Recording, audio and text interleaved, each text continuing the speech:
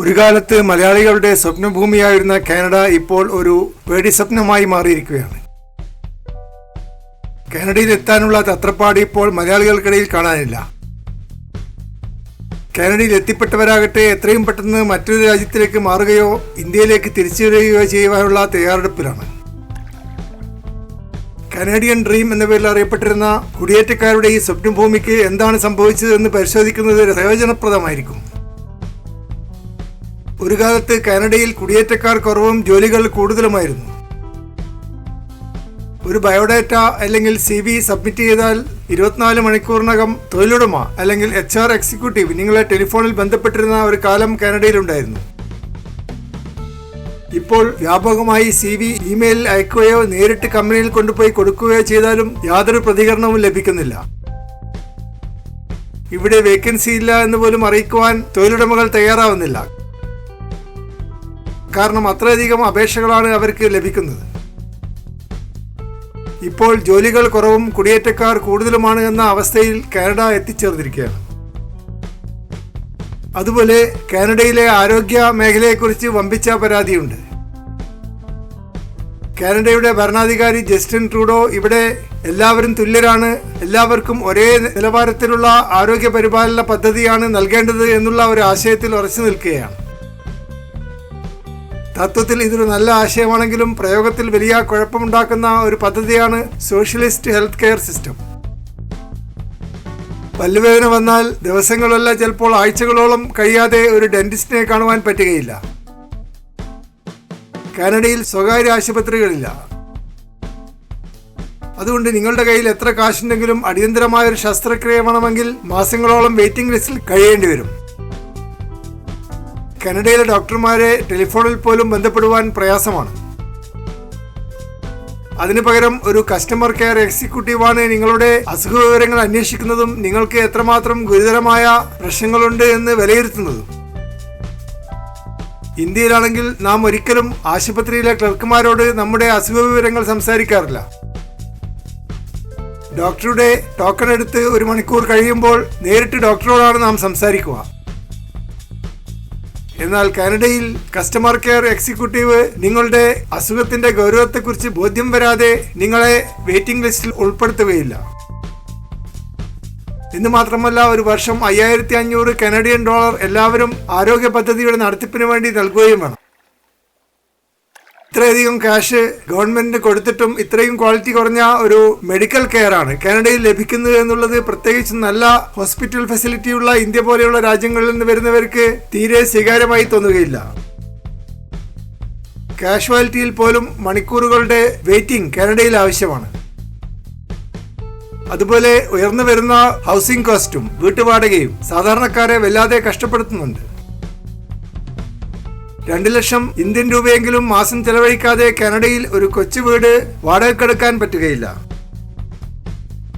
വാടക വീടുകൾ ആഗ്രഹിക്കുന്നവർ ധാരാളമുണ്ടെങ്കിലും വാടക വീടുകളുടെ എണ്ണം വളരെ കുറവാണ്. ഡിമാൻഡിനേക്കാൾ സപ്ലൈ കുറവാണ്.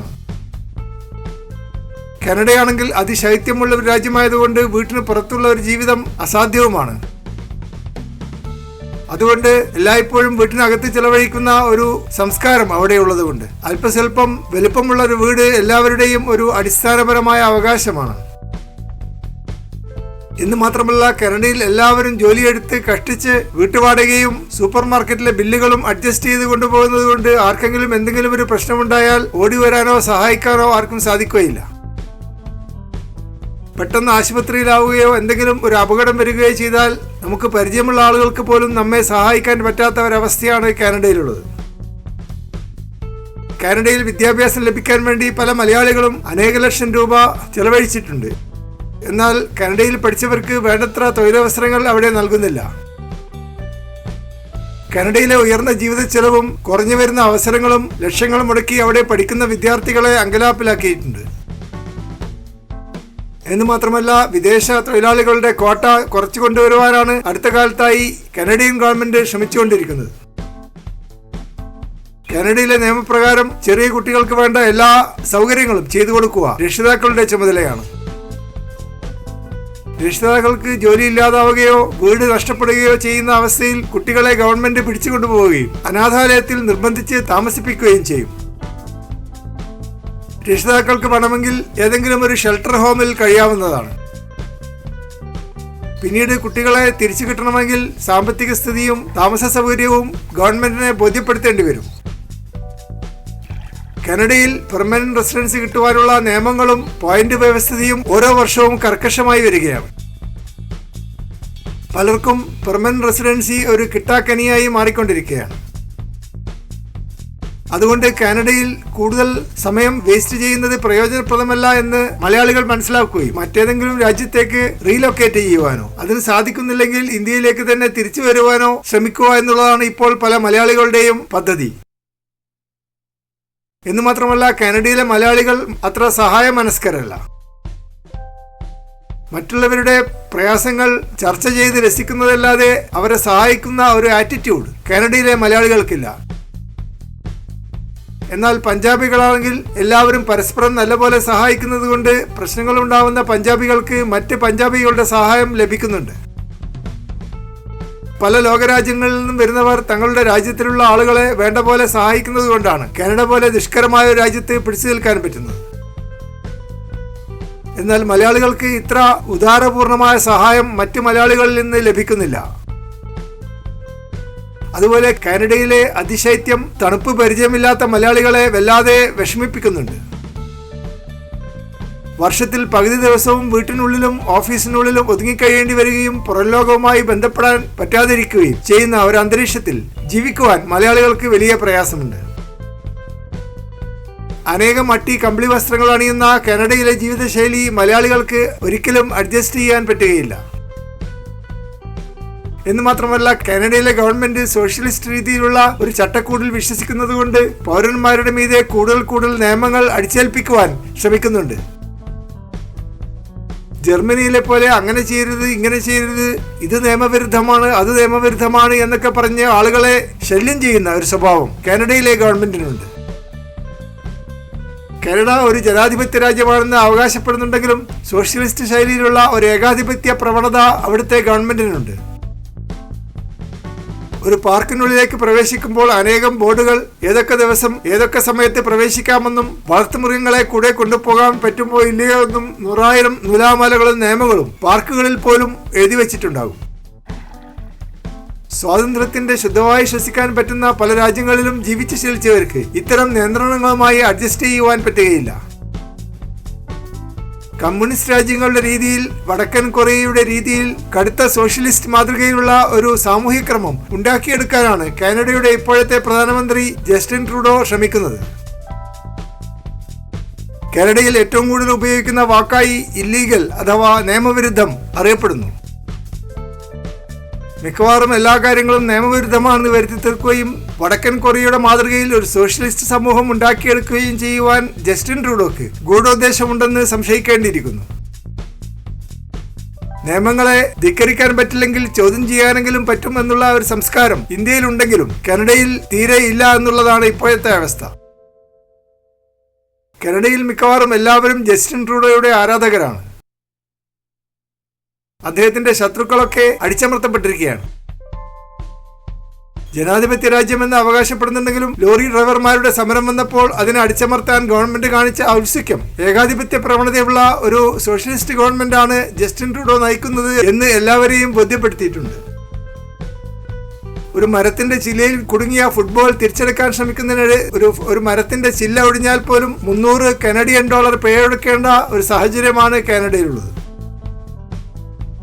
ഒരു വീട് സ്വന്തമാക്കണമെങ്കിൽ $20 ലക്ഷം കനഡിയൻ ആവശ്യമാണ്. സാധാരണക്കാർക്ക് വീട് വാങ്ങിക്കുക എന്നുള്ളത് ഒരു സ്വപ്നമായി മാറിയിരിക്കുന്നു. വീട്ടുവാടക കൂടിയതുകൊണ്ട് വാടക വീടുകൾ പോലും പലർക്കും അപ്രാപ്യമായി മാറിയിരിക്കുന്നു. 1 ലക്ഷത്തോളം ഇന്ത്യൻ രൂപ കൊടുത്താൽ മാത്രമേ കാർ പാർക്കിംഗ് പോലെയുള്ള താൽക്കാലിക അക്കോമഡേഷൻ വാടകയ്ക്ക് എടുക്കാൻ പറ്റുകയുള്ളൂ. കുടിയേറ്റക്കാരുടെ എണ്ണം ക്രമാതീതമായി വർദ്ധിച്ചതുകൊണ്ടാണ് ഇത്തരത്തിൽ വീടുകൾക്ക് ക്ഷാമം നേരിട്ടത്. $3,000 കനഡിയൻ കൊടുക്കാതെ ഒരു 1 ബെഡ്റൂം അപ്പാർട്ട്മെന്റ് വാടകയ്ക്കെടുക്കാൻ പറ്റുകയില്ല. വീടുകൾ കൈക്കലാക്കാൻ വേണ്ടി ധാരാളമായി ബാങ്ക് ലോണുകൾ എടുക്കുന്ന മലയാളികൾ കാലക്രമേണ കടക്കണിയിൽപ്പെടുന്നത് സാധാരണമായിട്ടുണ്ട്. പലതരത്തിലുള്ള ലോണുകൾ ലഭ്യമായതുകൊണ്ട് അവ എടുക്കുകയും അത്തരത്തിൽ ബാങ്കുകളുടെ പലിശക്കണിയിൽ പെടുകയും ചെയ്യുന്നത് കാനഡയിൽ സാധാരണമായി മാറിയിട്ടുണ്ട്. കൂടുതൽ കുടിയേറ്റക്കാർ വരുമ്പോൾ കൂടുതൽ ഭവനക്ഷാമം ഉണ്ടാവുകയും ചെയ്യുന്നു. കഴിഞ്ഞ 8 വർഷത്തിനിടയ്ക്ക് 30 ലക്ഷത്തോളം കുടിയേറ്റക്കാർ കാനഡയിൽ എത്തി എന്നാണ് കണക്കാക്കപ്പെടുന്നത്. കാനഡയിലെ സൂപ്പർ മാർക്കറ്റുകളിൽ ഭക്ഷ്യവസ്തുക്കൾ വാങ്ങിക്കുമ്പോൾ വലിയ ബഡ്ജറ്റിൽ മാത്രമേ ജീവിക്കാൻ പറ്റൂ എന്ന സ്ഥിതിവിശേഷം ഉണ്ടായിട്ടുണ്ട്. അതുകൊണ്ട് വേണ്ടത്ര ജോലിയും കൂലിയും ഇല്ലാത്ത പല മലയാളികളും ഫുഡ് ബാങ്കിൽ നിന്നാണ് ഭക്ഷ്യവസ്തുക്കൾ ശേഖരിക്കുന്നത്. 20 ലക്ഷത്തോളം ജനങ്ങൾ ഫുഡ് ബാങ്കുകളെ ആശ്രയിച്ച് സൗജന്യ ഭക്ഷണത്തിന് വേണ്ടി ക്യൂ നിൽക്കുന്നതായി കണക്കുകൾ കാണിക്കുന്നു. ധാരാളം പ്രകൃതി വിഭവങ്ങളുള്ള സമ്പന്നമായ കാനഡയെപ്പോലുള്ള ഒരു രാജ്യത്തിൽ ഇങ്ങനെ സംഭവിക്കുന്നത് അവിടുത്തെ ഗവൺമെന്റിന്റെ പിടിപ്പുകേടാണെന്ന് പറയുന്നതിൽ തെറ്റില്ല. മിക്കവാറും എല്ലാവരും സ്വന്തം വാഹനം ഉപയോഗിക്കുന്ന കാനഡയിൽ ഗവൺമെന്റ് അടുത്ത കാലത്തായി ഒരു കാർബൺ ടാക്സ് കൂടി ഏർപ്പെടുത്തിയോടുകൂടി പെട്രോളിന്റെയും വാഹനങ്ങൾ മെയിൻറ്റെയിൻ ചെയ്യുന്നതിന്റെയും ചെലവുകൾ വർദ്ധിച്ചിട്ടുണ്ട്. പരിസ്ഥിതി സംരക്ഷകർ എന്ന സൽപ്പേര് നേടാൻ വേണ്ടി സാധാരണക്കാരുടെ പേരിൽ അമിതഭാരം കെട്ടിയേൽപ്പിക്കുന്ന ഒരു സ്വഭാവം കാനഡയിലെ ഗവൺമെന്റിനുണ്ട്. ഓരോ വർഷവും 7% കാനഡക്കാരെങ്കിലും തെക്ക് ഭാഗത്തുള്ള അതിർത്തി കടന്ന് അമേരിക്കയിലേക്ക് കുടിയേറുന്നതായി കണക്കുകൾ കാണിക്കുന്നു.